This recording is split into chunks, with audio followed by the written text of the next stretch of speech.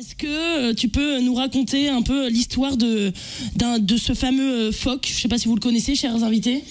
J'en ai entendu parler. Tu connais? Tu sais comment il s'appelle, Jamel? You. Parce que le phoque You. Alors déjà, Maxime, qui a appelé ce phoque You? Parce que c'est quand même d'une vulgarité. Normalement, les dauphins s'appellent Pénélope et Sabrina. Oui, tout à fait. Mais écoutez, c'est des surfeurs locaux en fait qui avaient commencé déjà à surfer avec quelques jours avant que je le rencontre, qui avaient donné ce fameux nom. C'est une blague de surfeur à l'origine. Hein. C'est une blague de surfeur et bon, le nom avait déjà été donné, donc du coup je l'ai repris quoi. Mais en tout cas, c'est très poétique. Alors quelle est l'histoire de You? Alors en fait, c'est un phoque qui ça part d'une tempête hivernale qui l'a fait s'échouer sur les plages. Et il a réussi à se débrouiller pour survivre, sans aucune aide de l'homme.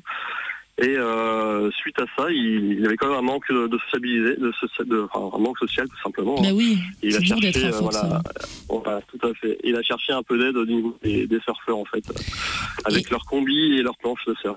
Et est-ce qu'il était attiré par eux? Parce que moi j'ai lu, parce qu'il y a une page Facebook et tout, il a 13 000 personnes qui le suivent. J'ai lu qu'il était potentiellement excité par les surfeurs et c'est pour ça qu'il leur mordillait le cou. Est-ce vrai? Oui, voilà, quand il a grandi, voilà, c'était un peu plus compliqué. C'est un peu compliqué parce qu'il cherchait justement à sociabiliser. Bon, c'est vrai que pour les phoques au bout d'un certain âge, c'est un peu comme tout le monde. La puberté. Donc, voilà, il commence. C'est tout à fait ça. C'était la puberté de l'animal. À quel âge la puberté du phoque alors? C'est un peu plus. Enfin, normalement, c'est entre 2 et 3 ans, je dirais. Mais après, je suis pas un spécialiste du phoque. Hein, je suis pas un vétérinaire. Mais voilà, c'est plus autour dans ces âges-là, quoi. Okay. Et il commence vraiment à devenir adulte autour de ses 4-5 ans. Voilà. Et est-ce qu'il a transmis des maladies? Ou finalement, ça a été? Non, il n'y a eu aucune suite à ça. Il n'y a pas eu réellement vraiment de grosses morsures. Il y a eu peut-être une un peu plus sérieuse, on va dire. J'ai entendu parler personnellement, mais tout le reste du temps, c'était surtout les combinaisons qui étaient arrachées, le fait que les griffes, ces griffes ou tout simplement ces crocs restaient accrochés sur les combinaisons. Quoi. Mais c'est dingue. Et pourquoi vous avez mis autant de temps à le déplacer? Enfin, pourquoi?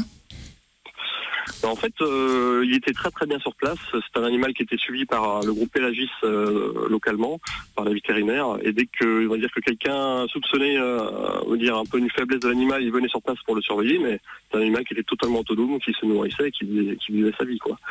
Mais donc si vous voulez, oui. Ouais, donc en fait, il a vraiment été déplacé plus tard parce que il y avait un risque en interaction avec les humains, quoi.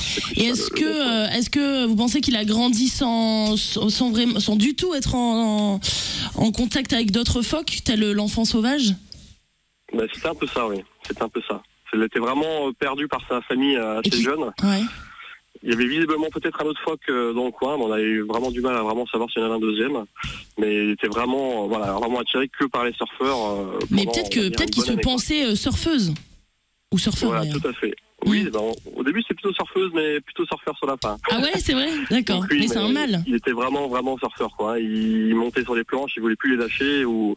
Quand vous arriviez dans l'eau, par exemple, avec lui, il vous mordillait la planche pour vous emmener au large pour jouer, quoi. C'est vraiment. Mais après, c'est vrai qu'entre nous, les surfeurs du bassin d'Arcachon sont assez canons, donc ça se comprend.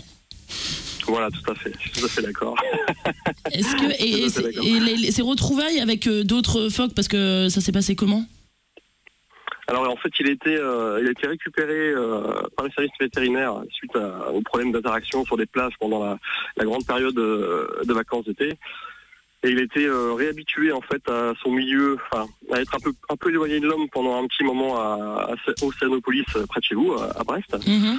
Et il était ensuite relâché quand ils ont trouvé que le moment était bon, donc près d'une île, pas très loin de Brest. Je pourrais plus vous dire exactement où est l'île, mais avec ses congénères ou comment dire ça, où c'est vraiment un espace protégé qui est vraiment prévu à cet effet, quoi. Mais il va peut-être être malheureux sans surfeur. J'espère qu'il va quand même. Enfin, c'est un peu compliqué le pour. Est-ce que vous avez des questions à poser à Phoque You? Non, vous n'avez pas de questions? Alors merci beaucoup Maxime. On va devoir vous laisser. C'était super. Vive le Phoque You et bravo pour cette opération Sauver You. Et je vous souhaite un splendide samedi et gros bisous à tout le Sud-Ouest.